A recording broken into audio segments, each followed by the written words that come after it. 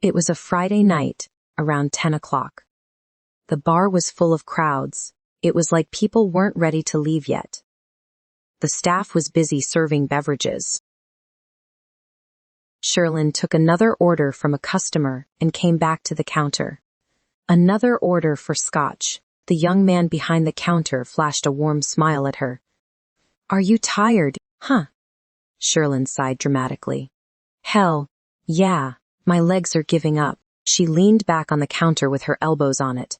Her eyes moved to the dance floor, crowded with young people, swaying their bodies and throwing their hands in the air with the beat of the music. A smile surfaced on her face. "To see those happy people, your scotch is ready." The profound voice of the bartender pulled her out of her trance. She offered him a charming smile. "Thank you, Damien. My pleasure."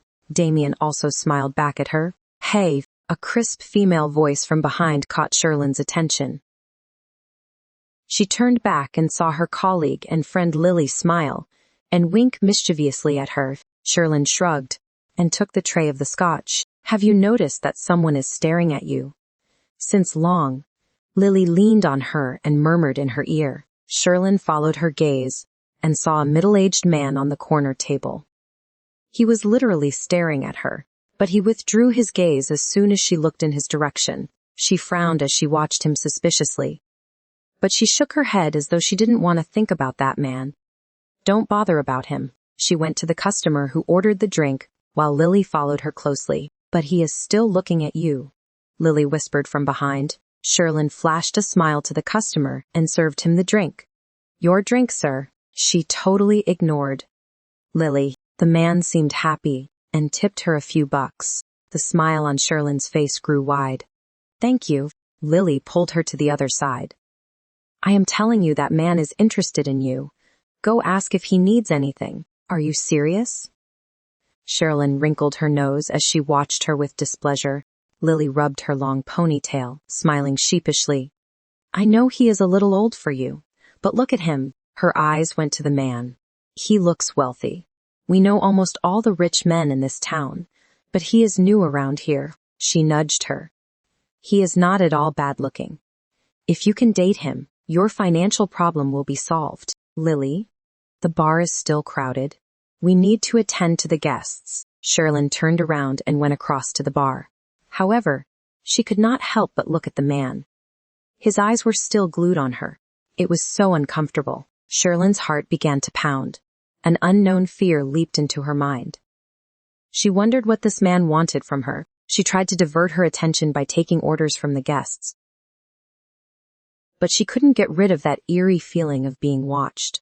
She looked back at the man and found him staring at her like a hungry cheetah.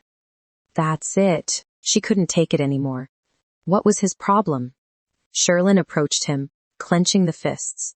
But the man stood up and walked away. "What the—" Sherlyn went after him. But the man disappeared in the crowd. "Scoundrel," she muttered, and came back to the counter. "I am done for this evening. I am going home." She removed the apron and folded it. "Hey, is everything all right?" Damien sounded a little worried. "Yeah, but it's almost 11 now. Mama had a fever in the morning." She sighed in dismay. Damien squeezed her shoulder. "I understand. Go home. I will handle the manager, and let me know if you need anything." Sherlyn smiled gratefully upon him. He was not just a colleague but a friend as well. After waving at him, she went out. However, she was not aware that the two prying eyes were still following her. The owner of those eyes phoned someone and informed, "It's a miracle." I am absolutely astonished. The same face, the same height, the same hair color. She is the carbon copy of young Madam. If only her eyes are not amber. I would have thought that young lady has come out of the grave. The man's eyes were still glued to the cab on which Sherlyn boarded.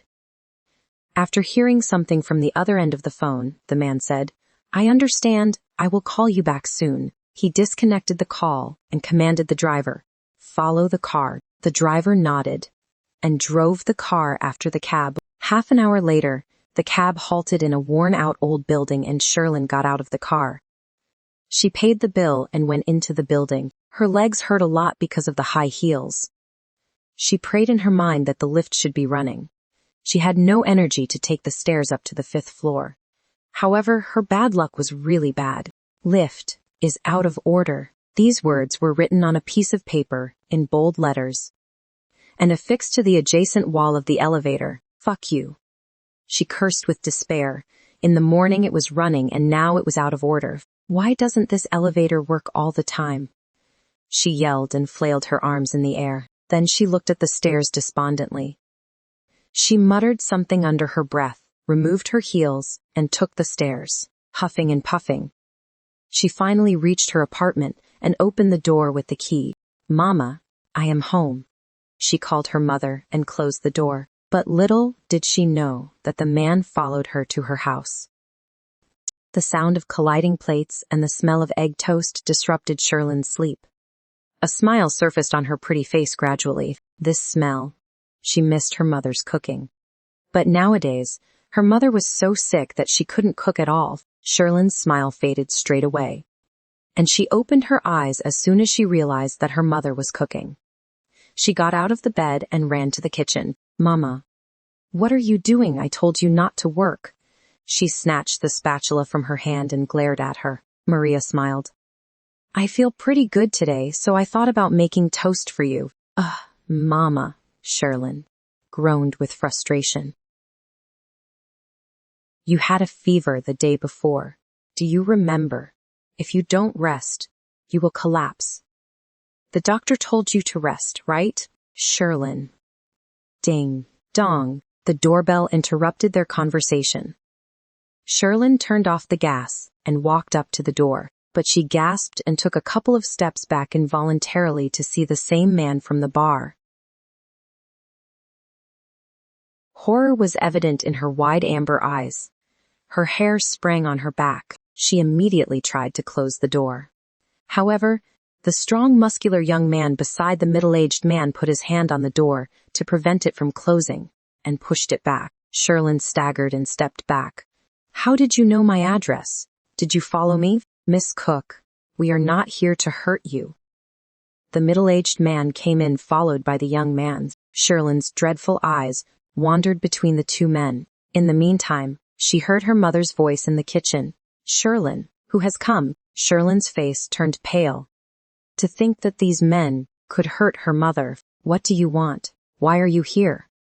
Her voice quaked due to fear. "Miss Cook, you don't have to be scared. I just want to talk to you for a moment, please."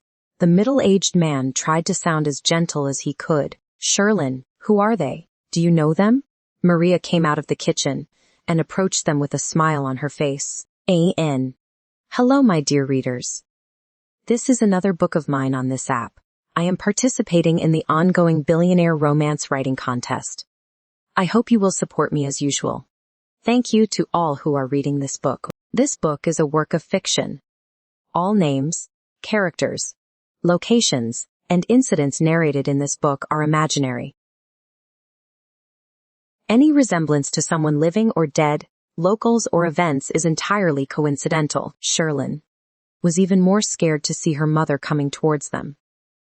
She couldn't let her get stressed out. Despite the fear in her mind, she mustered a smile and looked back at Maria. "Yes, Mama. I know them. They have something to discuss with me. Go to your room and rest a while." Maria felt something odd to see her weird smile. That smile looked ugly on her face. She frowned and asked, "Is everything all right? What are these men doing here?" "Mama." Sherlyn went up to her and held her hands.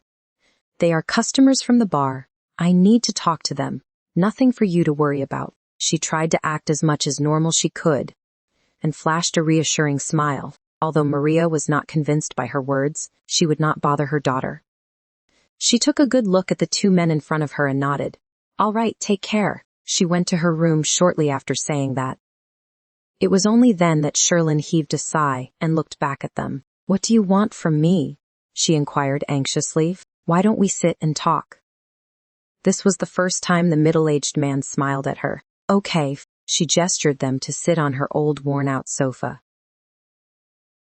She pulled a small stool by the sofa and sat down on it. "My name is Carlos Huffman." The middle-aged man introduced himself. And he is my bodyguard, Bruce Lane. I have a proposition that can solve all of your problems. Carlos smiled at her. But Sherlyn felt nothing but chill to see that smile. Proposition. Did he really want to marry her? Sherlyn was disgusted with that thought.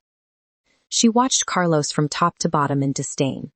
Her present financial situation was poor, and she could barely handle her mother's medical bills, but she was not in such a pathetic condition that she would marry a man in his 50s. After all, she was only 22. She asked fiercely, "What proposition are you referring to?" Carlos still had a smile on his face when he replied, "You need to pretend to be my boss's wife." "What did you say, Sherlyn?" exclaimed in anger. She got up frantically and pointed at the door. "Get out of here now." Carlos's eyes grew wide, to see the rage in her eyes. Dumbfounded, this young lady was short-tempered. It would be difficult to persuade her. Nevertheless, he couldn't accept defeat. After all, she was the ray of hope for his boss's colorless life. He cleared his throat and tried to convince her again. "Listen carefully. If you help us, we will help you. Are you not leaving?" "Shall I call the neighbors?" Sherlyn grumbled, glaring at him. Carlos chuckled and stood up slowly. "I thought I will help you. But apparently, you are not interested. You know it very well that you can't treat your mother's illness, and she is dying slowly. If you accepted my offer, I would have arranged her surgery." "Huh," he sighed dramatically. "Anyway, thank you for your time." He walked out, followed by his bodyguard, Bruce. Sherlyn looked at the door with complex feelings in her heart. Carlos's words resounded in her ears over and over again. She worked at the bakery during the day and at the bar at night just to make a few extra bucks. However, she still couldn't arrange the money for her mother's surgery. If Carlos could help her, why wouldn't she agree to it? All she had to do was to pretend someone's wife. By doing this, her mother's life could be saved. She became weak after thinking about it. She hurried out and rushed to the elevator. But the lift was still not fixed yet. Shit! She cursed and ran down the stairs. Finally, she came down on the ground floor and saw them going out through the main gate. "Mr. Huffman, wait for a while," she yelled at the top of her voice. Carlos ceased his steps while his lips curled up slyly. But there was no smile on his face when he turned back to her. He acted as if he was surprised and asked, "Yes, Miss Cook? Is there anything you would like to say?" Sherlyn panted heavily, holding her stomach. She took a few moments to catch her breath and swallowed hard to moisten her withered throat. "I am willing to accept your proposal." She finally uttered those words. "Are you sure?" Carlos asked incredulously. "Yes. But you have to promise me that you will help treat my mother." Carlos smiled significantly. "If you are willing to help us, I promise to help you. Go get ready. I will come to pick you up in the morning." He got into the car, and the car took off in less than a minute. Sherlyn kept looking in that direction, even after the car disappeared from her line of sight. She was apprehensive. She trusted a stranger and accepted his proposal in haste. Did she make a wrong decision? Sherlyn was scared. Since she had already agreed to Carlos, there was no way back. She had to take the chance for her mother. Taking a deep breath, she came back to the apartment and headed into her room. She went to the bathroom in reverie and looked at the mirror, holding the counter. Her eyes widened and her jaw fell apart in shock to see her messy appearance. Her brown hair was disheveled. Her face was oily, and the trail of drool was still there in the corner of her mouth. She talked to those sophisticated-looking men with this condition. Sherlyn was embarrassed. She touched her hair and groaned with frustration. "Sherlyn, aren't you finished yet?" Maria's voice outside the room brought her back to reality. "Yeah, Mama. I will be there shortly." By the time she came out of her room, the breakfast was already on the table. Maria smiled at her. "Come and eat fast. You are late for the bakery. I am quitting that job." Sherlyn sat on the chair and took a bite of the egg toast. "What are you talking about?" Maria sat on the chair beside her and stared at her incredulously. "I got a better job." "Don't worry," Sherlyn continued eating. Maria was perplexed. "What job?" "Those two men. They offered me a job, and they will also arrange your surgery." Sherlyn gave her a charming smile. However, the worry clouded Maria's face. She asked anxiously, "What kind of job are they offering you? Is it dangerous? Are you hiding something, Sherlyn?" Sherlyn's stomach clenched to see her doubtful gaze. It was impossible for her to tell the truth until she was cured. She gave a reassuring smile and tried to erase the doubt. The middle-aged man is Carlos Huffman, a wealthy man. He is a regular customer at the bar, and he knows everything about me. He offered me a job in his company. Don't worry, Mama. He is a good man. Even though she was not sure about Carlos, she added the last sentence only to assure her mother. Maria was still hesitating to believe in her. There was no one so generous in the world to help others just like that. She wondered what intentions Carlos Huffman had behind helping them. Sherlyn sensed her mother's reluctance and squeezed her hands. "Mama, you worry too much." She rose from the chair and hugged her tightly. "Everything is going to be fine. Finally, you will have a kidney transplant. I am happy. Now you don't have to suffer anymore." She pulled back and added, "Pack your stuff. Mr. Huffman will come for us tomorrow morning." Having said that, she walked out, leaving Maria in a daze. On the other end, Carlos dialed the familiar number, and the call connected quickly. After hearing something on the phone, he replied, "Yes, she is ready to come with me. I am taking her there tomorrow." After talking for a while, he ended the call and asked the driver to drive to the hotel. Carlos brought Sherlyn and her mother to a city called Hansai, on an island somewhere in the Pacific Ocean. He arranged their stay in a hotel. "Rest tonight. I will come tomorrow." Then he gave Sherlyn a business card.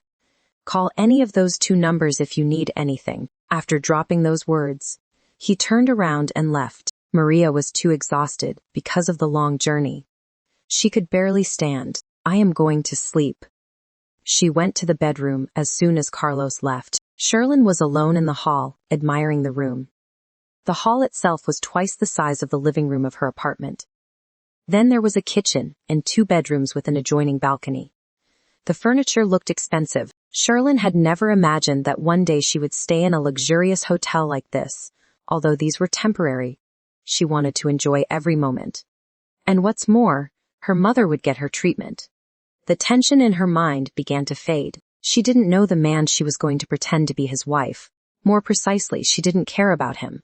As long as he arranged her mother's surgery, she would act to be his good wife. After all, she had to act only in front of the people, not in the bedroom. But she had no idea she had to stay with that man 24/7. Unaware of this, she enjoyed watching television and eating a delicious chocolate cake that she found in the refrigerator. Ding. Dong. Carlos just came out of the bathroom when he heard the doorbell ring. He had no time to put on the dress and went to open the door in a bathrobe. He saw a tall, handsome young man at his doorstep. "Good evening, Mr. Huffman." The young man greeted him with a smile on his face. "Good evening, Caleb."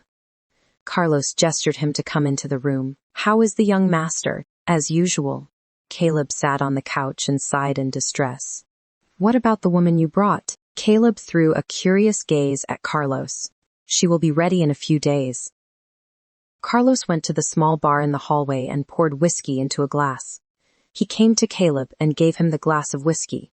"Have you arranged the kidney?" I asked. "All set. You just have to go to the hospital."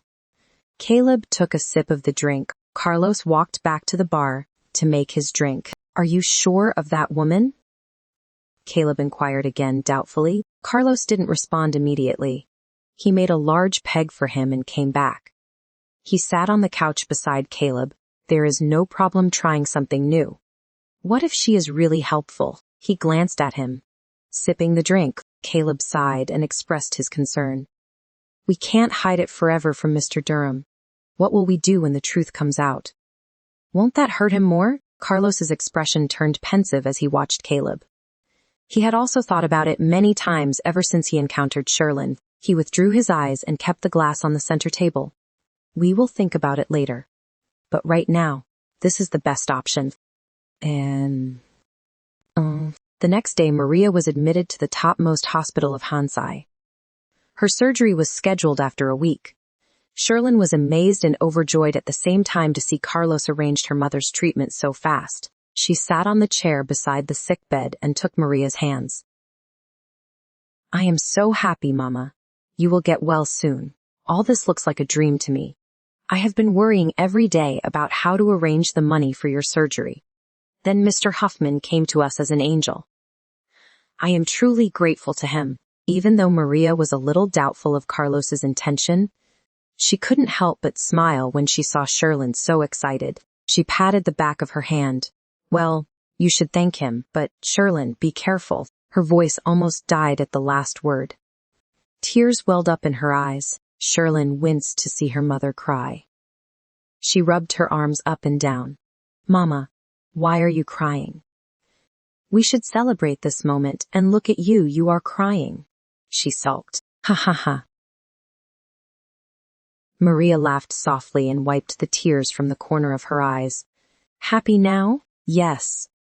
A wide grin appeared on Sherlyn's face, and she hugged her. In the meantime, Bruce came into the ward and said coldly, Miss Cook, Mr. Huffman is expecting you. Okay, Mama.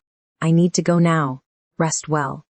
She kissed her forehead and went out with Bruce. Maria's smile faded away as soon as they left. She couldn't get rid of the unknown fear in her mind. But what could she do apart from hoping for the best? On the other hand, Sherlyn got into the car and found Carlos sitting in the back seat. Carlos smiled warmly. You look happy, Miss Cook. Sherlyn couldn't resist smiling. Yes, I am happy that Mama's treatment has started. Thank you. Well, we agreed to help with each other, didn't we? He raised his eyebrows at her with a sly smile on his face. Of course. Sherlyn's eyes glided down to her hands on her lap. How could she forget that? Since he arranged her mother's surgery, now it was her time to repay. Carlos gave her a bunch of papers and said, This is the agreement that you have to sign, Miss Cook. Sherlyn looked at the papers in her hands, flipping one after another page. What agreement? Carlos explained. This agreement aims to make sure that we voluntarily help each other so that none of us can back off. According to this, we will arrange your mother's treatment, and you are obliged to help us. You will also get $10 million once your purpose is successfully served. Sherlyn's eyes widened at the number $10 million. That was an astronomical figure for her. She would never make that much money in her life. Even though she worked all day, all night, she could give her mother the luxurious life that she dreamed of. A smile surfaced on her face as she anticipated it. I am ready to sign this agreement. Very good. Carlos gave her a pen, and Sherlyn signed her name on the documents without hesitation. Well, Carlos took the documents and checked them thoroughly. A big smile slipped on his lips. Your job starts now. Then, he beckoned the driver to start the engine. Wait. Mama is alone in the hospital. Sherlyn panicked a little when the car started moving. Don't worry. We have staff to attend her. Sherlyn was a little flustered to leave her mother alone in an unknown place. But there was no choice other than to believe in Carlos. She leaned back on the seat and looked outside, fiddling her gold chain on her neck. Carlos sensed her restlessness and assured her, You can come and see her in the evening. Sherlyn only smiled a little in response. This day was eventful for Sherlyn. First of all, Carlos took her to a salon and made her change her appearance. Sherlyn's long chestnut hair had been cut shoulder length. Then her original amber eyes turned blue the moment she wore the contact lenses that the stylist asked her to wear. Sherlyn watched her reflection in the mirror. She felt like she was watching someone similar to her. Her hand flew to touch her face involuntarily. It wasn't that she didn't like her amber eyes, but she looked more enticing in her blue eyes. You look beautiful. The stylist's charming tone broke her trance. And she turned to her. Thank you. Let's go out. Mr. Huffman is waiting for you. They came out and found Carlos sitting in the hall. His jaw fell apart to see Sherlyn. Completely astounded. Unbelievable. He muttered in a trance. He felt goosebumps throughout his body as he watched Sherlyn. Then he turned and went out as he said, Let's go. You got other things to do. They came out of the building and got into the car. Where are we going now? Sherlyn inquired. You have to learn etiquette, Carlos said nonchalantly. You must know how the aristocrat woman behaves with others. Carlos brought Sherlyn into an apartment where they met a middle-aged woman. She smiled warmly. Hello, Carlos. Hello, Martha. They hugged each other in a friendly way. Then Carlos looked at Sherlyn. She is your student. Get her ready as soon as possible. I know. Then Martha smiled at Sherlyn. Hello, Miss Cook. Hello, Martha. Sherlyn greeted her with warmth. I will come in the evening. She is all yours now. With that, Carlos left in a hurry, leaving Sherlyn to Martha. Then Martha began to train Sherlyn rigorously. She taught her how to talk, how to walk, how to sit, how to eat, and so on. Martha was a strict woman. If Sherlyn didn't sit upright, she would yell, posture, if Sherlyn bowed her head while walking. She would remind her to lift her chin. If she tried to say something while eating, Martha would glare at her and warned her not to talk while eating. Sherlyn forgot how many times Martha scolded her to remind do's and don'ts. She was so exhausted by the end of the day that she fell asleep in the car while returning to the hospital. Days turned into weeks, and 2 weeks had passed within a blink. Maria's kidney transplant was successfully carried out. Now she was recuperating in the hospital. Carlos was delighted to learn that Sherlyn had completed her etiquette lesson successfully. Eventually, he could take her to his boss, Sherlyn. He held her arms on either side. Now it is time to meet my boss. Sherlyn stared at him. Finally, she would meet her fake husband. After an hour's drive, the car pulled up in front of a villa. Sherlyn got out of the car and looked at the grandiose house. It had been built with white marbles and had spruce wooden decorations. Large rectangular windows let in plenty of light and air and had been added to the house in a very asymmetrical way. The building was shaped like an L. The extension extended into a patio encircling half the house. The roof was pyramid-shaped, covered with ceramic tiles. 2 large chimneys sat on either side of the house. The villa itself was surrounded by paved ground, with a pool on one side and a garden with various flowering plants on the other side. Sherlyn was awestruck to see the magnificent view. This boss of Carlos was really a rich man. Suddenly her heart started pounding, thinking that he would appear in front of her at any minute. A blush slipped onto her face as she had anticipated about the man. Her fingers also trembled slightly. Listen to me, carefully. Carlos's cold voice snatched her out of her trance.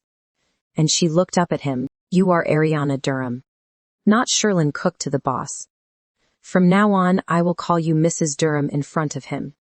Do you get it? Sherlyn nodded and replied promptly. I understand. Are you ready to meet him?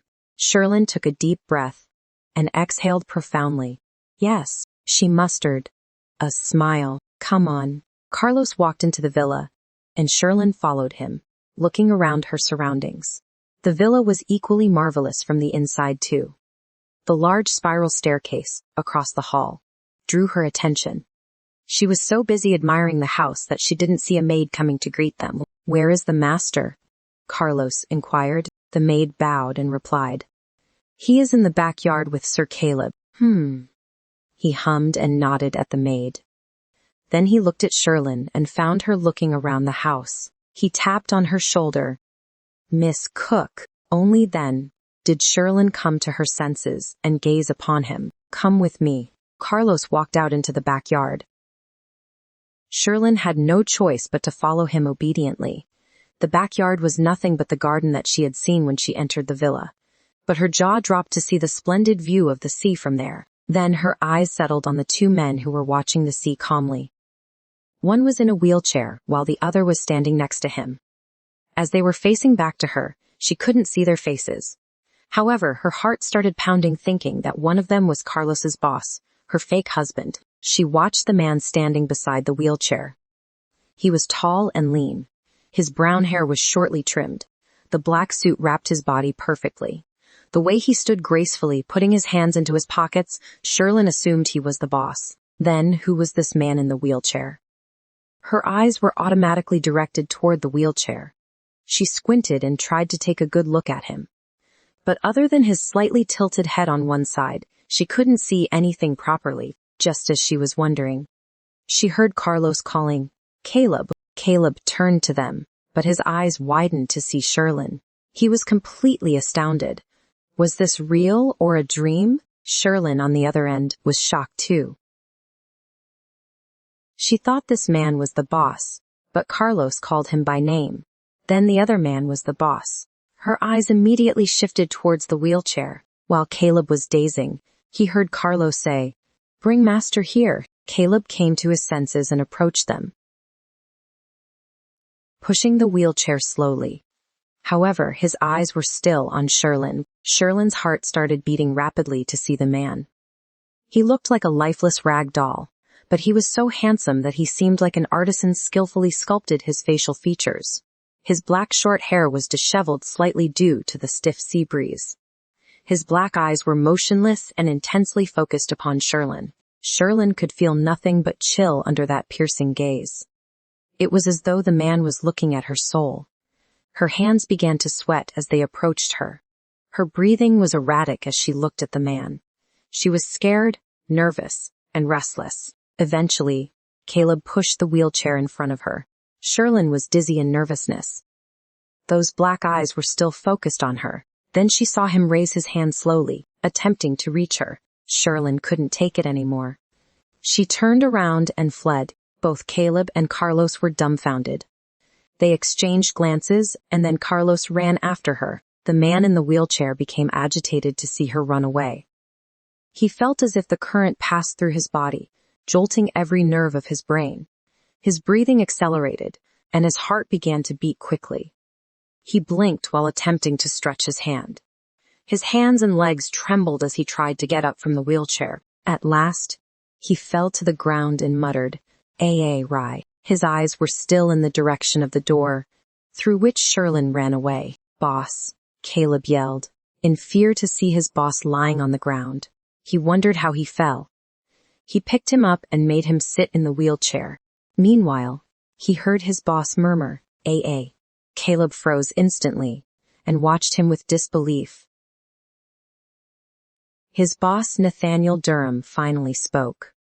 It was the first time Caleb had heard his boss's voice in the last 6 months. He was overjoyed. He chuckled and called him earnestly, "Boss." Nathaniel opened his mouth and tried to say something, but he couldn't utter a word. Only his lower jaw quivered. Caleb understood his agitation and assured him, "Don't worry, she will be here soon." Nathaniel's anxiety had subsided slightly.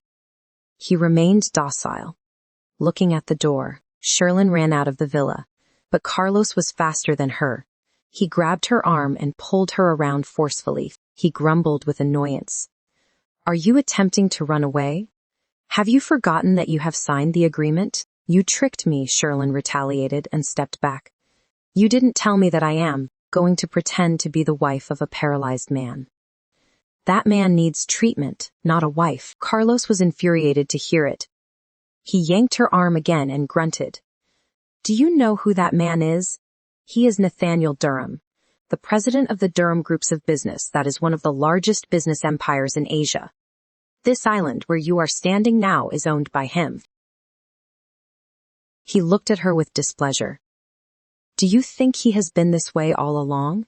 A tragedy happened in his life and that's why he is like this." His grip was so tight on her arm that Sherlyn felt pain. But she resisted the impulse to whine. Her chest rose and fell fast as she watched him. "What tragedy?" she asked out of curiosity. "Let me show you something." He walked in, pulling her along with him. Then he took her to a room and made her stand in front of a photo hanging on the walls. Sherlyn's eyes were glued to the smiling face of the woman, while her jaw dropped unknowingly. How could that even be possible? This woman looked just like her, only her eyes were deep blue. It was only then that she figured out why the stylist asked her to wear those contact lenses. Shiver after shiver ran through her body as she watched the photo, completely baffled. Her name is Ariana, the boss's wife. She passed away 6 months ago. Passed away, Sherlyn muttered in her mind in a state of stupor. Then she turned her head and looked at Carlos. Since then, Mr. Durham is like this. He sighed and kept looking at Ariana. Sherlyn was a little perturbed to see the sadness in his eyes. She asked in a trance, "How did she die?" Carlos didn't respond immediately. A slight frown surfaced on his face, and his eyes twinkled with a strange light while reminiscing the past. Someone killed her. He eventually uttered these words coldly. "Killed her!" Sherlyn exclaimed with utter shock. "Who killed her and why?" She was terrified. At the revelation, Carlos went silent again. He turned around and went to the French window through which the sea was visible. Sherlyn squinted at him and waited for his reply. Carlos put his hands in his pocket with his eyes in the sea, and then began to explain slowly. It was almost 6 months ago. Mr. Durham finally decided to marry his girlfriend, Ariana Powell, against her mother's wishes, and he brought her here to Hansai, because Madame Maya did not accept her as the daughter-in-law of the Durham family. Why? Sherlyn approached him. Carlos glanced at her, and then looked back at the restless waves of the sea. Durham family has many enemies. As the sole heir to the immense business empire, enemies always aim to bring him down to own the company. Madame Maya wanted to strengthen the family by marrying Mr. Nathaniel to the Peters. Peters is as powerful and wealthy as Durham's, and has shared a good relationship for decades. He sighed profoundly as he said the following words. If these two families were tied in kinship, no one would have the courage to stand against them. He turned to Sherlyn. But Mr. Nathaniel Durham loved Ariana and refused to marry Ella Peters. Madame Maya was angry. They had a big fight. I was there that night. His thought trailed to the past. Flashback. Why did you bring her here? Maya Durham howled while coming down the stairs. Her eyes were full of hostility. She looked at Ariana scornfully. Madam, please calm down. We can talk peacefully. Carlos, who followed her closely, tried to calm her. I didn't allow you to speak. Maya glanced at him across her shoulder and warned him fiercely. Carlos hung his head down and sealed his lips. Maya came down to the hall and stood in front of Nathaniel arrogantly. Send her away. She can't be a part of my family. Ariana found herself oppressed by her authoritarian aura. She was scared too and hid behind Nathaniel, clutching his arm tightly. Her heart was beating so fast that she felt as if it would explode. Nathaniel rubbed the back of her hand to assure her not to fear. He glanced at her and whispered, Don't worry, Ari. He then looked back at his mother and said sternly, We have already registered our marriage. Ariana is my legally wedded wife, and she has every right to stay here. Nathaniel, have you gone crazy? Maya clenched her fists at her sides and shouted at the top of her voice. You married this woman without informing me. How could you do that? Maya was so angry that her entire body began to tremble. If you had not coerced me to marry Ella, I would not have taken this decision hastily. Nathaniel retaliated. Maya was even angrier to see his resolute gaze. She gritted her teeth and said coldly, You know it well why I asked you to marry Ella, and I told you I don't let you use me as a trading tool. This is my life, and I choose Ariana as my wife whether you accept her or not. Nathaniel walked towards his room, holding Ariana's hand. Before they could take a few steps, Maya grumbled, Stop! Nathaniel's steps halted on the spot and turned back slowly. Maya turned to him as well. This is my house, and she is not welcome here. She glared at Ariana. I will never accept her as the daughter-in-law of this family. Ariana gasped as she watched Maya incredulously. Her grip on Nathaniel's arm tightened even more. Compared to her, Nathaniel was serene. He chuckled bitterly. Well, if my wife can't stay here, I don't want to be here either. Goodbye, Mom. Nathaniel walked out without nostalgia, holding Ariana's hand. Nathaniel. You can't leave me. You can't leave this house. Do you hear me? Maya yelled desperately. Nathaniel, come back. You can't abandon everything for that woman. Come back. She slumped onto the ground, looking at the door impotently. Nevertheless, her cry didn't affect him. Nathaniel didn't stop anywhere and went out of the mansion in a hurry. Tears blurred her vision. Carlos squatted beside her and tried to console her. "Madam, please gather yourself. Master is mad now. He will come back when his anger cools off." "Don't worry." Maya grabbed his hands. "Carlos, I can't lose my son. You have to bring him back to me." Carlos was stunned for a while to see her imploring look. The haughty Maya Durham was begging him. His mouth remained open, incapable of pronouncing a word, but he came to his senses quickly and assured her, "I will do my best. Please get up." He helped her to stand up and made her sit on the couch. "Go bring him back, Carlos." Maya wiped her tears and commanded coldly. There was no more helplessness in her expression. Carlos nodded and ran out after Nathaniel. However, how could he convince him to stay? Nathaniel didn't listen to him and drove away. End of flashback. Carlos sighed deeply as he said, "They started living here happily. Although Mr. Durham was away from his mother, he didn't abandon the business. He handled things from here. His life was going perfectly, but the happiness didn't last long. He again trailed off in the past." Sherlyn waited and waited for him to speak. But when Carlos didn't say a word for a long time, she could no longer remain silent and asked, "What happened afterward? How did Ariana die?" "I don't know." It was the answer she got. "What?" she exclaimed with disbelief. Carlos turned to her. "No one knows what happened that day.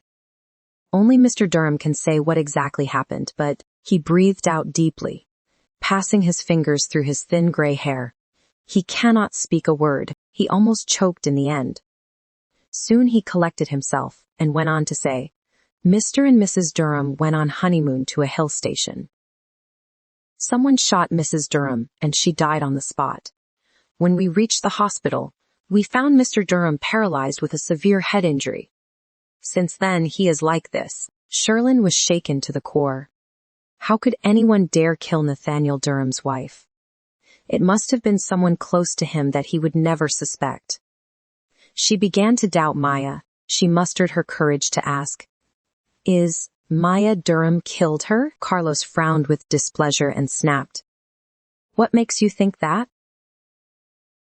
She hated Ariana. She refused to accept Ariana as the daughter-in-law of the family. "Of course I doubt her." Sherlyn kept her words firmly. "I do agree that she hated her. But she loved her son, and she couldn't ruin his happiness. It is not her. And furthermore, how could she hurt her own son?" Carlos defended Maya. "Have I mentioned that Durham's had many enemies?" He squinted at her inquisitively, and Sherlyn also threw a suspicious gaze at him. Those enemies always wanted to hurt him. They knew how much Mr. Durham loved his wife. That's why they attacked his weakness. They knew Mr. Durham would break down if he lost Ariana, and he couldn't look after the business. In this scenario, the stock price of the company would go down exponentially, and the company could go bankrupt. Then he revealed a jaw-dropping secret. The news of the attack on Mr. and Mrs. Durham had spread like wildfire, but no one knows that Ariana is dead and Mr. Durham is paralyzed other than the close ones. Everyone knows that she is in a coma, and Mr. Durham is taking care of her. Are you serious? Why have you spread a rumor like that? We don't have a choice, Carlos exclaimed with annoyance. He came closer to her. The directors will take him down from the CEO's position if they learn that he is paralyzed. To save his position and the company, we lied. We thought he would be cured soon, but we are wrong, huh? He breathed out deeply and closed his eyes as if he was trying to calm down. Then he began to say slowly, "In the past 6 months, doctors have tried to treat his paralysis. His muscles are getting stronger now, but he didn't want to get out of that wheelchair. He lost all hope in life after Ariana's death. We were all giving up hope, but then I saw you. You are the only one who could heal him." He placed his hands on her shoulders. "Help us, Sherlyn. We will always remember your kindness." Sherlyn was speechless. She only stared at him dumbly. "Please. He needs to be cured as soon as possible. We have managed to hide everything so far, but we can't hide it forever. If you want, I can give you more money. Sherlyn frowned and brushed his hands off. She resented. Do you think I am just after money, Mr. Carlos Huffman? I accepted your proposition because of Mama's surgery. Otherwise, I would not have agreed with you, even if I had to starve. She stepped back a little and added, but you tricked me. You dragged me and Mama in this danger. Ariana was killed and you want me to replace her. Don't you think that those killers could come after me too? She retreated her steps a little more. I can't risk my life. I can't put Mama's life in danger. I don't need your money. Having said that, she turned around and fled. But she couldn't get out of the room when she heard Carlos's cold voice. One step. And I will call my men to kill your mother. Don't forget that she is under our surveillance. Sherlyn turned back frantically and snapped. Are you threatening me if you don't obey me? I don't mind forcing you. He approached her slowly. Do as I say obediently. We will mutually benefit from it. Once Mr. Durham gets cured, you can go anywhere in the world. He stood in front of her arrogantly. And rest assured, I will not let anyone hurt you and your mama. But if you dare go against me, you will see the worst of me. Sherlyn shuddered under his cold glare. She regretted for accepting his offer without thinking much. Now she was caught up in this mess. Tears burned her eyes, anticipating the worst possible scenario. Now go do your duty faithfully. If not, you will lose the opportunity to meet your mother once a week. It was only then that Sherlyn regained her senses and asked, You are not going to hurt her, are you? I won't. As long as you are obedient, fine. Sherlyn nodded. I will help you heal Mr. Durham, but I will leave as soon as he gets cured. No problem. Carlos was flippant, knowing that Maya Durham would never accept her in the Durham family. She even found a sophisticated woman like Ariana from an affluent family not worthy of Nathaniel. She only wanted to use Sherlyn to cure her son. Sherlyn didn't know that Maya Durham had asked Carlos to bring her here. All she knew was that Carlos was the mastermind behind all this. She was a little upset with him. But she had no option but to agree with him. She went back to the hall to find Nathaniel, but he was not there. Meanwhile, she saw Caleb came out of a room. Caleb stopped on the track with his eyes on Sherlyn. He still couldn't process it that someone could look so similar to Ariana. Sherlyn was a little uncomfortable under his intense gaze. She cleared her throat and said, I was looking for Mr. Durham. Oh, It was only then that Caleb understood that he was staring at her. He looked here and there other than her, rubbing his neck nervously. He pointed to the room he had just walked out of. Sherlyn's eyes went to the room. Thursday. Thank you. My pleasure. Sherlyn took a deep breath and approached the room. Just as she walked past him, she heard him say, Miss Cook. Sherlyn ceased her step and looked at him. He also turned to her. I know it is difficult for you, but please, don't run away from him until he is cured. My boss, loves his wife very much, and he cleared his throat to say the next words. You are now his wife. You don't have to say that. Sherlyn cut him off. I am here to do my job. You people are so generous to arrange my mama's treatment. How can I forget your kindness? Even though she was thanking them. She couldn't hide the frustration of her tone. Now it is my turn to repay, isn't it? She sneered. Miss Cook, I can understand that you are not happy with this arrangement. But we have no other choice. I just want to get out of here as quickly as possible. She turned and went in. Caleb only watched her retreating figure impotently. Then he recalled something and hurried to the study. Inside the bedroom, Sherlyn saw Nathaniel in the wheelchair beside the glass wall. It was a magnificent view. The deep blue sea was clear from here, but Sherlyn was in no mood to admire the scenery out there. She approached him slowly. Her heart began to beat faster with each step she took towards him. Nathaniel's eyeballs started moving constantly to the left and right, as he heard the unsteady footstep approaching him. His breathing quickened when he smelled the familiar perfume. He stretched his shaky hand to press the button on the armrest. With much struggle, he finally pressed the button, and the wheelchair turned around slowly. Sherlyn froze on the spot, startled. She thought Nathaniel couldn't move. How did he turn the wheelchair? Just as she was wondering, she saw the wheelchair moving towards her. She took a few steps back subconsciously, which is when she heard his faltering voice. Sherlyn's eyes widened in shock. She stopped retreating and gawked at him with disbelief. Didn't Carlos say Nathaniel had never spoken a word since Ariana died? Rye. His feeble voice broke her trance. She saw him stretching out his right hand toward her. His hand was trembling vigorously. Sherlyn could see his effort to reach her. She took his hand in a trance. She could feel him trying to hold her hand. But his hand was still shaking. Sherlyn held his hand firmly and mustered a smile. I am here, Rye. He called her again. Tears gushed out and rolled down his cheeks. Sherlyn's heart ached to see him cry. She reached out to wipe his tears and squatted in front of him, squeezing his hands. I am here to help you. You are going to be okay soon. She gave him a warm smile. For Nathaniel, Sherlyn was his Ariana. What he knew was that she died in his arms. It was hard to believe in his eyes, perhaps. The doctors managed to bring her back to life. Joy washed through him after thinking in this way.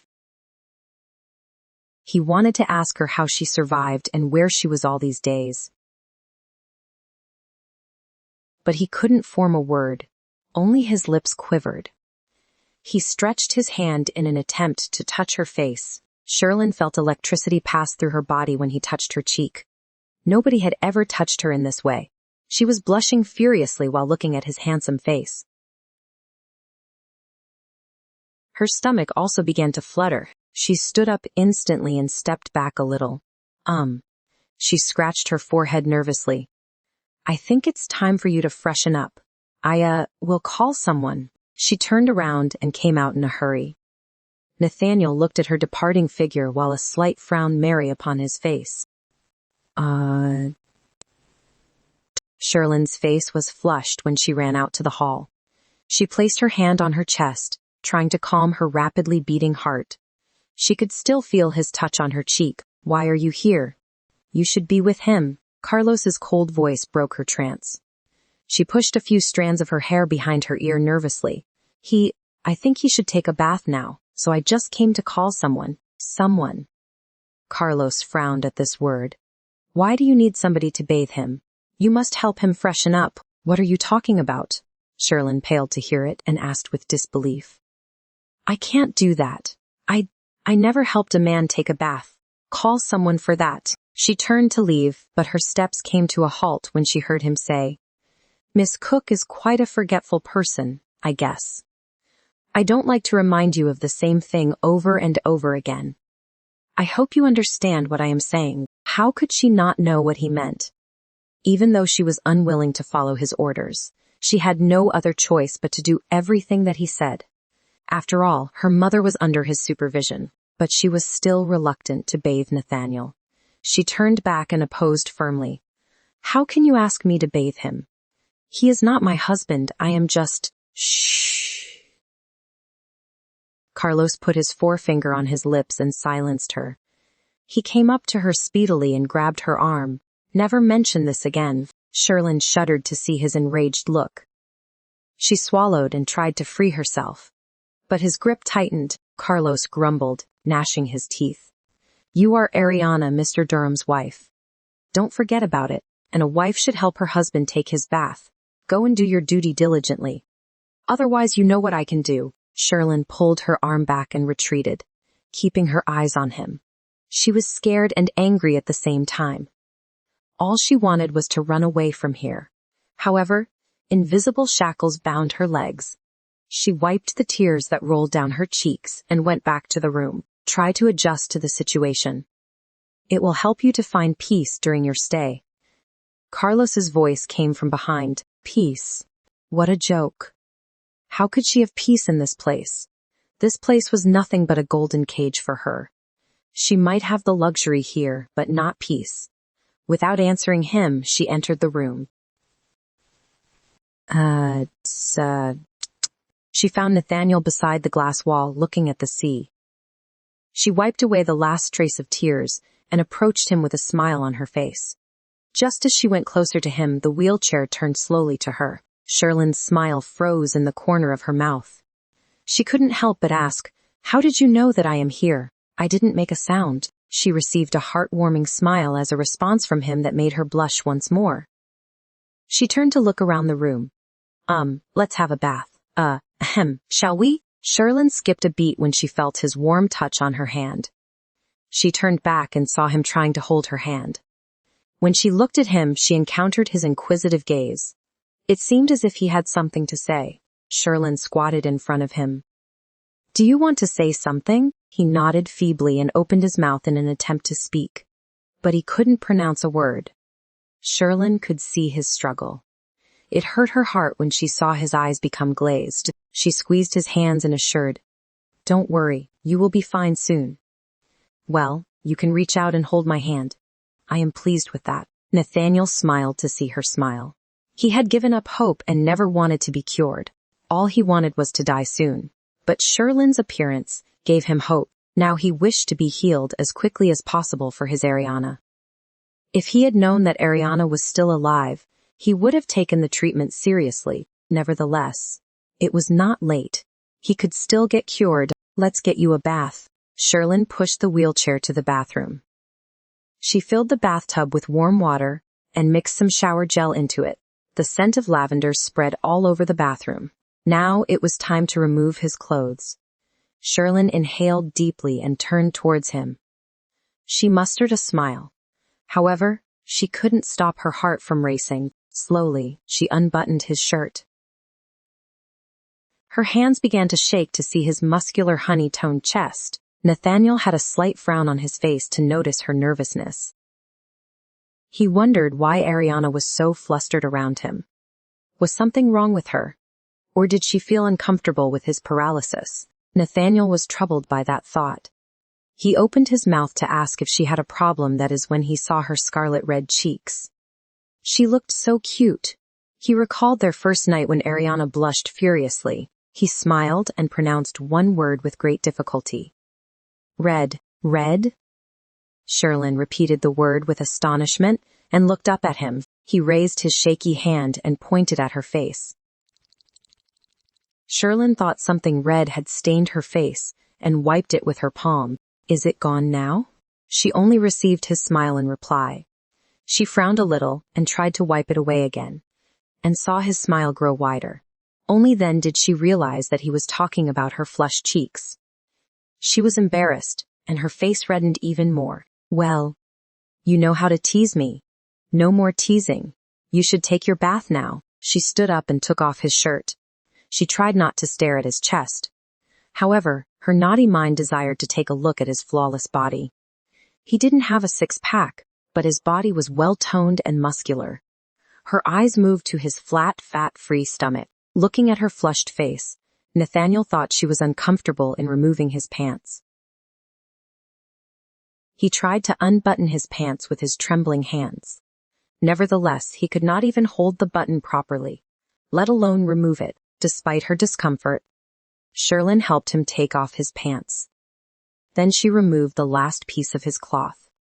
She wanted to disappear into the air or hide in the shadows where no one could find her. It was embarrassing to watch someone so handsome naked. Sherlyn's face was hot as if somebody set it on fire. However, she had no choice but to pull him toward the tub. Just as she sat him in the bathtub and tried to get up, she slipped and stumbled upon him. The water splashed everywhere around the tub.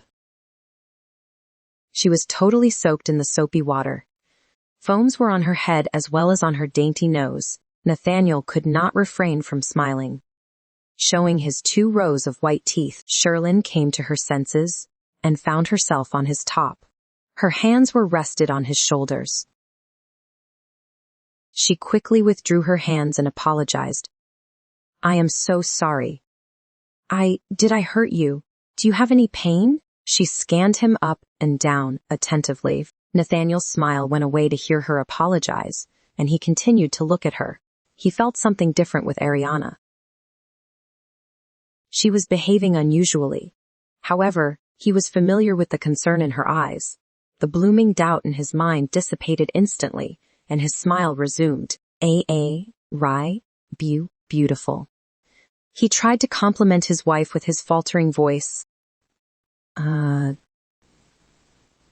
After the meeting, Caleb came out of the study and found Carlos in the hall speaking on the phone.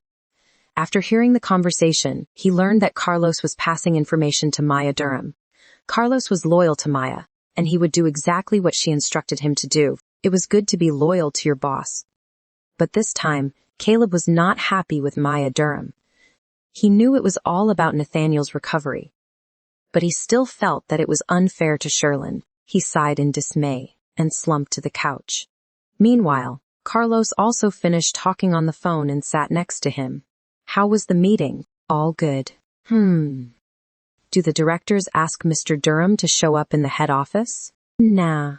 Caleb leaned back, passing his fingers through his hair. Carlos frowned and asked, "Are you all right? What is the matter with me?"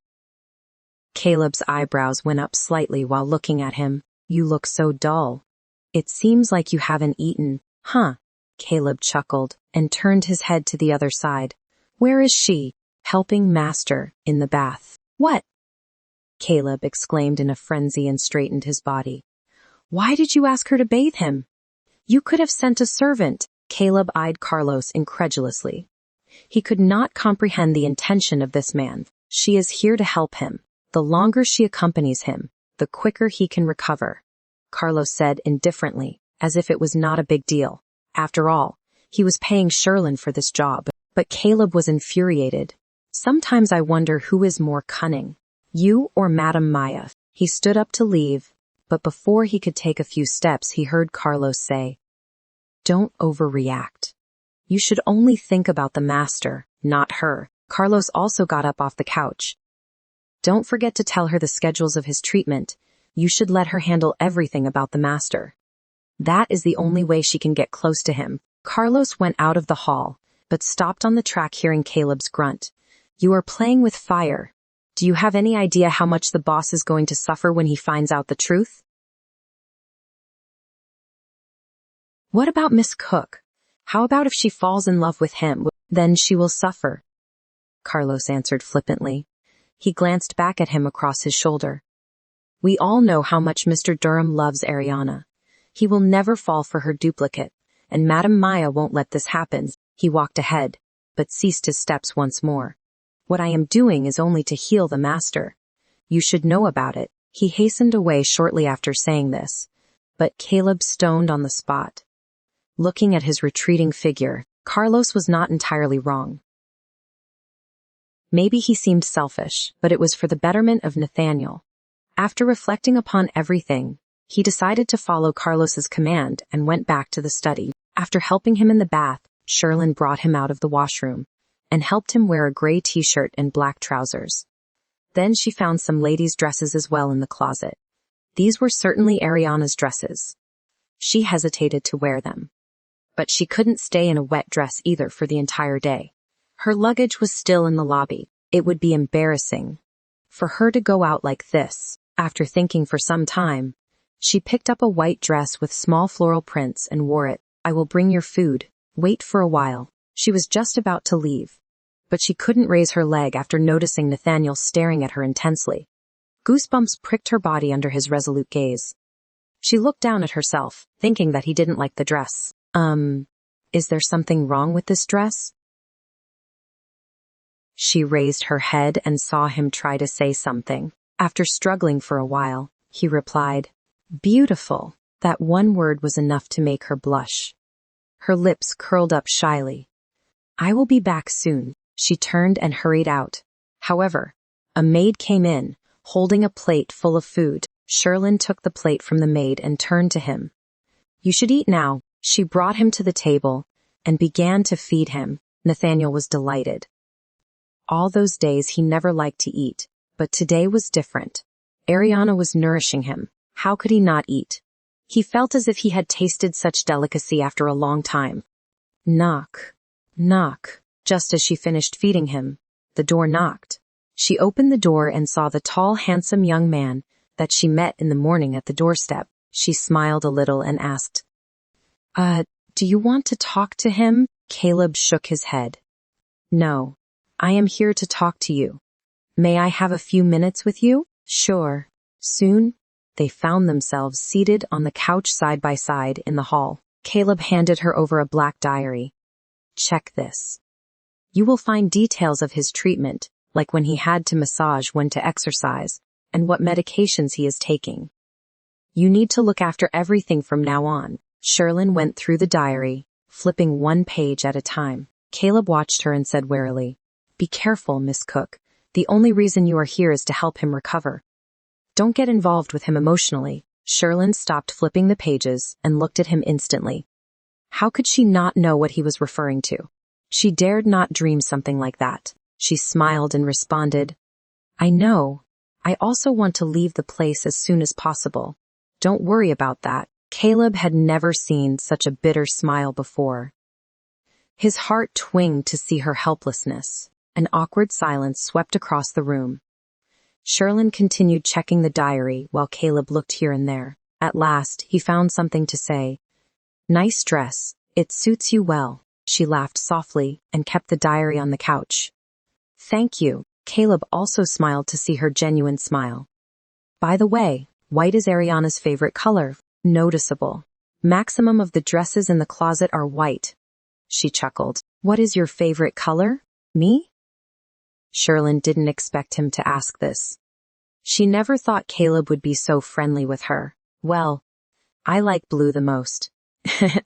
But it seems I have to wear mostly white dresses while I am here. Caleb couldn't help but smile at her sarcasm. Oops. How forgetful a person I have become. I didn't even ask you your name. It's not entirely your fault. I also did not introduce myself to you. I am Caleb. He stretched his hand to her that she took with a wide grin on her face. Nice to meet you, Caleb. Hopefully with you here, I won't get bored. Caleb laughed softly. Let me know if you need something. Sherlyn withdrew her hand and got up from the couch. Do you want coffee? Yes, please. Just as she turned to go to the kitchen, she saw Nathaniel looking at her coldly. The smile on her face froze. She did not know when he came out of the room and how much he had listened to their conversation. Sherlyn could sense shivers running through her body from top to bottom. Caleb also sensed something wrong after noticing her flustered face. He followed her gaze and saw Nathaniel not very far from them. Caleb's stomach clenched tightly to see his cold glare. He knew his boss was not happy. He stood up to go to him. But Nathaniel turned the wheels and went back to his room. Sherlyn was numb. She wanted to go after him, but her legs seemed jammed on the floor. She got caught on her first day. Who knew what Carlos would do with her and her mother? Her heart sank to the pit of her stomach when this question crossed her mind. Now that Nathaniel had learned everything, she would explain to him why she was pretending to be his wife. Meanwhile, she saw Caleb approach the room, but she stopped him. Wait, let me talk to him. Caleb turned back to her and asked skeptically, Are you sure? More than sure. She lifted her chin and walked up to the room with confidence. Nathaniel, on the other end, was agitated. He was jealous of Ariana holding Caleb's hand. Not to mention, she smiled at him. He sensed her uneasiness around him since she got back. And now, having seen her smile at another man, he doubted that she no longer loved him because of his disability. Maybe she had developed feelings for Caleb. And that is why she never came to see him for so long. Just as he was pondering, he heard the footsteps approaching him. He knew who was coming when he smelled the familiar floral woody scent. However, he didn't turn the wheelchair this time and kept looking at the sea through the glass wall. Sherlyn was palpitating. She wanted to explain, but all her courage died after noticing his sullen face. His shaking hands on his lap were proving how restless he was. He would have killed her for lying to him if he was not in the wheelchair. Sherlyn was terrified by this thought. She squeezed her dress nervously and crouched down in front of him. She extended her hand to hold his, but he pulled his hands back slowly. Tears threatened to fall in fear and anxiety. She opened her mouth to apologize, which is when she heard him say, no love, me. Sherlyn raised her head instantaneously to him. There was endless pain in his eyes, but not a trace of hostility. She was dumbfounded. She mulled over for some time what he attempted to say. Turned out that he was jealous to see her with Caleb. Sherlyn didn't know whether to feel relaxed or tense. She was perplexed for a while. Then, she tried to erase the doubt in his mind. What are you thinking? Ariana loves only and only you. She took his hands. Caleb was explaining to me about your medications, that's all. Nathaniel was not convinced of what she said. He looked back to the sea. Where? Where? You? He finally asked the question that he wanted to ask since morning. Sherlyn's scalp went numb to hear it. She had no idea what to answer. In the meantime, she recalled what Carlos said. She smiled. Ariana had been in a coma for so long. It was only then that Nathaniel looked back at her. Coma, he muttered in his mind. Remember how Ariana got hurt. She squeezed his hands and expected him to say something about the incident that killed Ariana. Nathaniel's face was ashen to commemorate the incident. Guilt prevailed upon him. How could he doubt Ariana? She took the bullet to save him, and that's how she got injured. It was God's grace that she survived. Rye. So sorry. All he could do was to apologize. Why are you saying sorry? She chuckled. Now I want you to take this treatment seriously so you can recover quickly. Everyone needs you. Your mom, the company, you. Nathaniel cut her off. Sherlyn was stunned for a good minute. Then she found herself laugh awkwardly and say, Of course. Let me bring some coffee. She stood up and hurried out. Caleb rushed towards her with worry written on his face. How is he? She breathed a sigh and replied, Well, nothing to worry about. He was jealous to see me with you. What? Caleb's eyebrows pulled together as incredulity spread across his eyes. It is quite understandable. He would feel insecure in this condition. We need to be careful. Caleb nodded as he realized the whole thing. Thank you for understanding him so well. She only smiled and headed to the kitchen to brew some coffee. That night, Nathaniel had once again the nightmare he had ever since he lost Ariana. He saw Ariana throwing snowballs at him. He dodged the balls and ran to her. Just wait. I will teach you a lesson. She giggled and ran away. You can't catch me. Let's see. He laughed and chased her after. Ariana attempted to run away, but she was no faster than Nathaniel. He took her in his arms from behind and twirled her. Put me down. I am scared, she yelled and squeezed her eyes. Oh, sugar. He put her down and turned her towards him. He pushed her hair away from her face. Did I scare you? Ariana only acted to be scared so that he could leave her. But he took it seriously. She couldn't restrain from smiling to see the concern in his eyes. You worry too much. However, her smile disappeared, and she screamed, Nathaniel, before Nathaniel could comprehend anything. She pulled him back with a fluid motion and stood in front of him. A bullet pierced her heart and she fell backward. Nathaniel supported her from behind and looked ahead to find the person who shot her. All he could see was endless snow. Nay, Nathaniel. Her faltering voice brought him back to reality. Ari. He panicked to see blood coming out of her wound, staining her white coat red. Oh God! He pressed the wound in an attempt to stop the bleeding, and then laid her on the ground with her head on his lap. Hold on, okay? Let me call the ambulance. He pulled his phone out of his pocket, but Ariana took his hand. She reached out to caress his cheek. I love you, Nathaniel. Those were her last words. Her hands plopped down to the ground. Blood was the only thing he could see. Her dress, his hands, and the white snow around her were all stained red. Rye. Rye. Sherlyn's sleep was disturbed to hear him murmur. She groaned and stretched her hand to turn on the lights. She couldn't open her eyes properly because of the brightness. However, her pupils expanded to see Nathaniel drenched in sweat while murmuring something constantly. Wake up. She shook him gently. Open your eyes and look at me. But Nathaniel didn't hear her. He was still haunted by that terrible dream. Rye. Number, I am here. Your Ariana is here with you. Wake up, Sherlyn exclaimed, and shook him a little harder this time.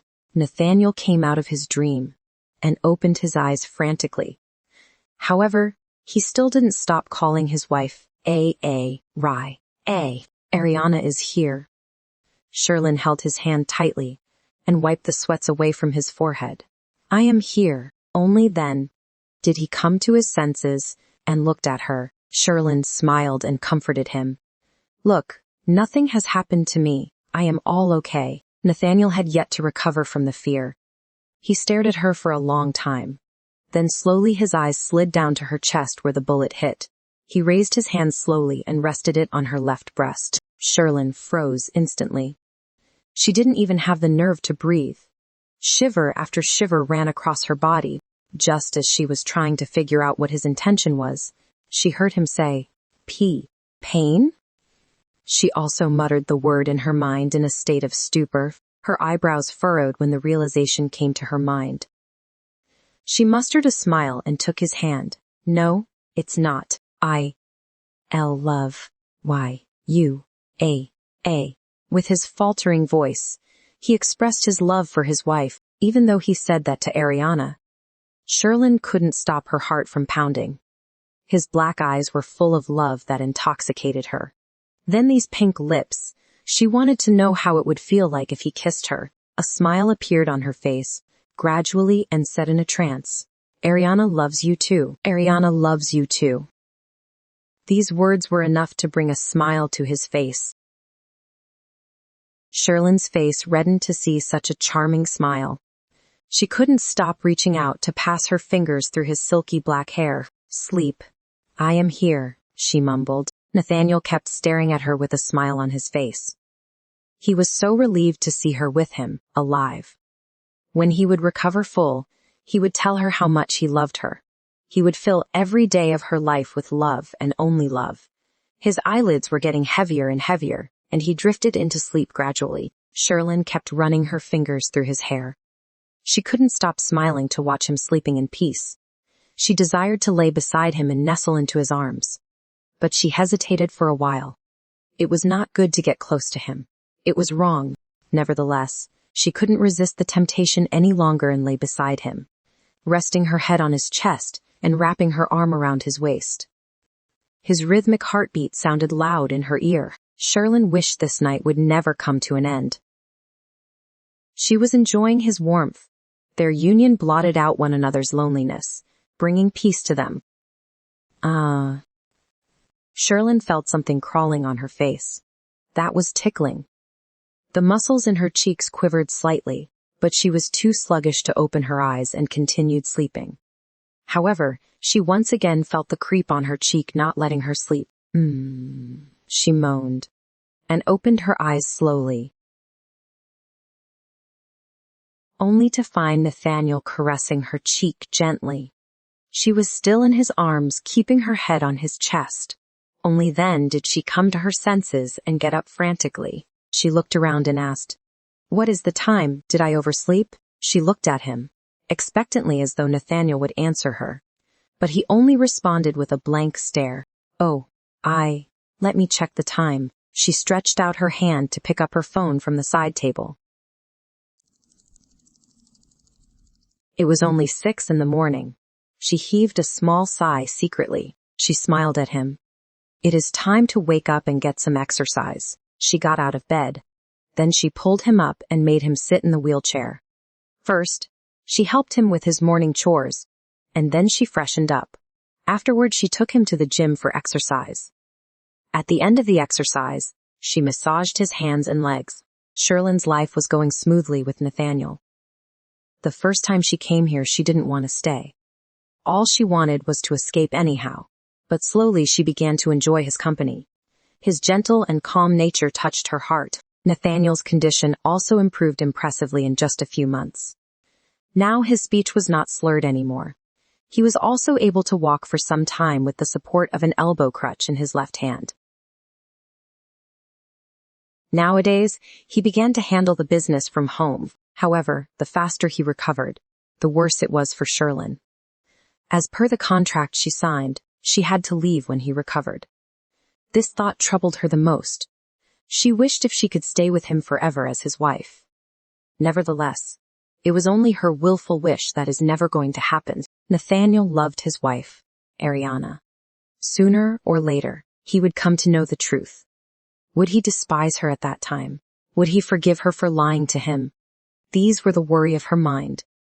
She became silent, alone, lost in her own thoughts. When Nathaniel was busy holding a meeting with the board members, Sherlyn ran out to the backyard. She didn't stop running until she reached the sandy ground of the beach. She slumped on the sand and wept quietly. The waves were lapping against the shore and hit her gently, soaking her gown. Sherlyn's thought drifted to the very first day she came here while watching the turbulent sea. Caleb warned her not to involve emotionally with Nathaniel.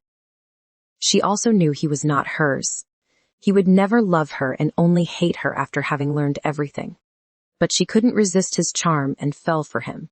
Now she was condemned to have her heart broken. She watched the sea, lost in the rhythmic percussion of waves on sand. Her teary eyes were steady, face lit up by the orange light of the setting sun.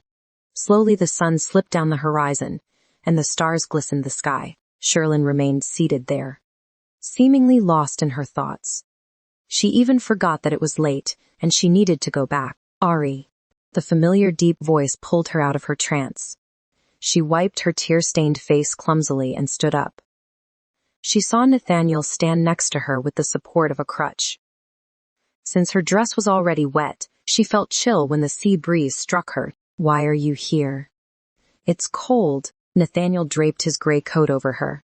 He wrapped one arm around her waist and pulled her towards him. Warmth spread across her body, and she stopped shuddering instantly. "Thank you." Nathaniel raised his eyebrows as she thanked him. "Are you mad at me, sugar?" "No." "Then, why are you thanking me?" "Oh, Sherlyn realized. She was carried away emotionally and forgot she was playing Ariana. She smiled and tried to cover up. "I feel like I should thank you." Nathaniel stopped walking and turned to her. "Why do you feel like that?" Sherlyn was perplexed for a while, but she quickly collected her thoughts and replied, "It is good to thank you sometimes. This will only increase our love." She gave him a warm smile. "Oh, sugar." He hugged her and kissed her head. "I love you so much that you don't have to thank me for anything. My love for you will never reduce." Sherlyn's heart was beating faster. She also embraced him nostalgically. Who knew how long she could stay with him? Every moment with him was precious to her. "Let's go. You may catch a cold if we stay here longer." He brought her to the villa, and it was Sunday, and Sherlyn came to see her mother. She felt as if it was the longest week, and meeting her mother was the only thing that made her feel better. "I missed you, Mama." She hugged her tightly. "I missed you too." Maria hugged her back. "How have you been these days? And what about Mr. Durham?" Sherlyn's face turned gloomy as she heard her mother mention Nathaniel. She pulled back and sat on the couch. "He is getting better. I think we can go back home in a few days. Isn't it good?" She mustered a smile at her mother. Maria also smiled and sat next to her. "Oh, that's great.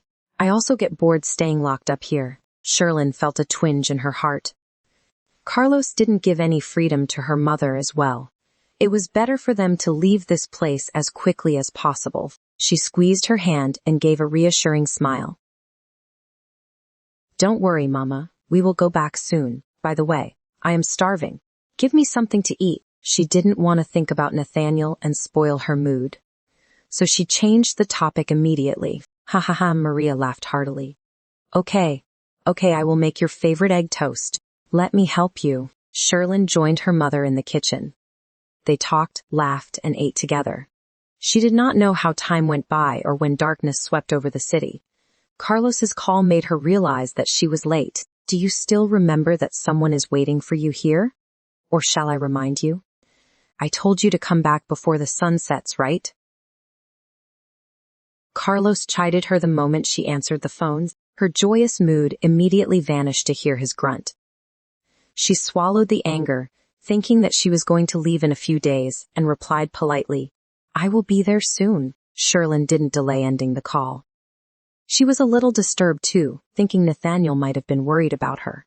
After saying goodbye to her mother, she hurried out of the apartment and headed straight to the villa,